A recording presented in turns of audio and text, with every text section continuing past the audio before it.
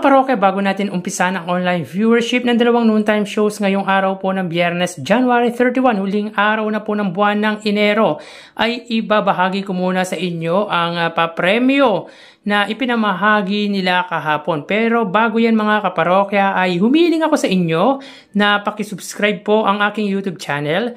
Pakiclick ang bell icon para una kayong ma-notify sa mga bagong video na ilalabas ko. Pakilike and share na din po mga kaparokya, at kung maaari po ay huwag nyo pong skip ang ads na lumalabas po sa aking video.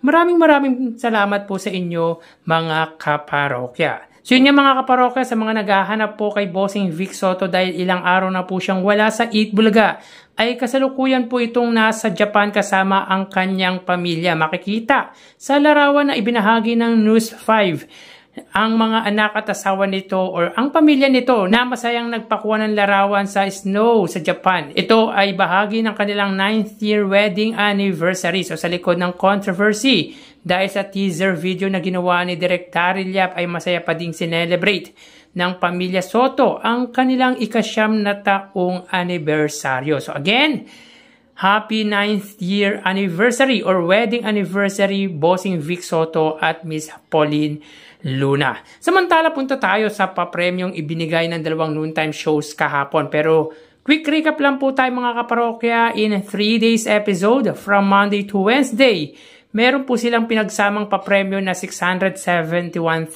pesos. 100,000 po dyan ay sa Eat Showtime at 571,000 naman po sa Eat Bulaga. At kahapon naman po may kita natin na ang Eat Showtime po ay may 15,000 pesos. At para lang po yan sa segment na Sexy Babe. Wala po kasing nakuha or hindi po nakuha ang jackpot ng Hide and Sing. Samantalang ang Eat Bulaga po, sila po ay may 177,000 pesos.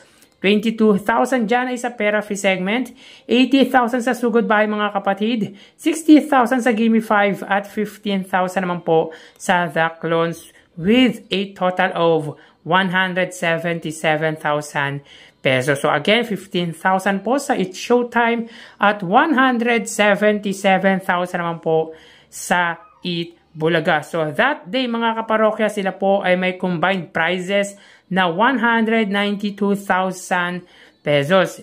Meaning, in 4 days episode, from Monday to Thursday or mula Lunes hanggang Webes, sila po ay may total na 863,000 pesos. So almost 1 million na po ang ipinapamahaging papremyo ng dalawang noontime show. So 115,000 po dito ay sa Eat Showtime at 748,000 naman po sa Eat Bulaga. So yan po ang papremyong ipinamahagi nila kahapon. So bukas another update po tayo para po sa today's episode ng kanilang prizes given.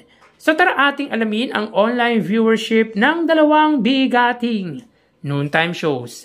Para sa Eat Bulaga under TVJ Facebook page na may 2.9 million followers at sa It's Showtime naman po na may 18 million followers. So as of 12:56 PM ang It's Showtime po ay may kasalukuyang segment na Sexy Babe. Samantalang ang Eat Bulaga naman po ay may kasalukuyang segment na Sugod Bahay mga kapatid. So dito makikita po natin na ang It's Showtime po ay may 5,900 viewers. Samantalang hindi pa po nagpa-pop up ang views ng Eat Bulaga. So wait lang po tayo mga kaparokya.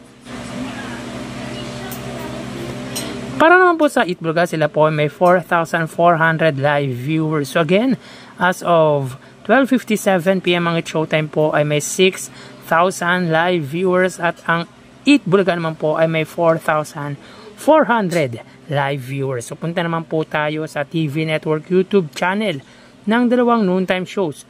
Unahin po natin ang It's Showtime under GMA Network YouTube channel na may 37.6 million subscribers. At para naman po sa Eat Bulaga under TV5 Philippines or TV5 na may kasalukuyan subscribers na 2.24 million. Sa oras na 12:58 PM ang It's Showtime under GMA Network, sila po ay may 15,000 viewers.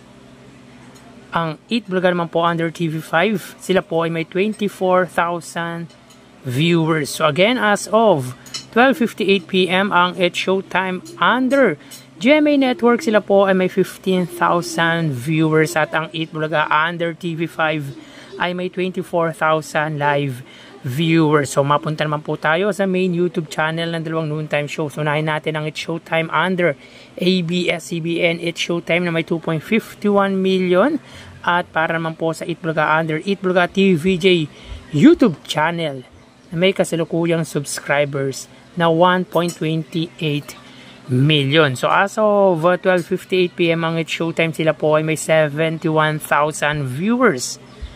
Ang Eat Bulaga naman po mga kaparokya, sila ay may 104,000 viewers. So again, as of 12:59 PM ang It's Showtime, sila po ay may 71,000 live viewers at ang Eat Bulaga naman po ay may 104,000 live viewers. So bali ang total na nakuha ng dalawang noontime shows ay ang total na nakuha po ng It's Showtime ay 92,000 viewers at ang Eat Bulaga naman po ay 132,000 live viewers. So again, ang It's Showtime ay may 92,000 total viewers at ang Eat Bulaga naman po ay may 132,000 total live viewers. Yan po lumalabas sa kanilang online viewership as of 1 PM. So mamaya ho, magbabalik pa po tayo sa ikalawang bahagi ng ating online views update ng dalawang noontime shows.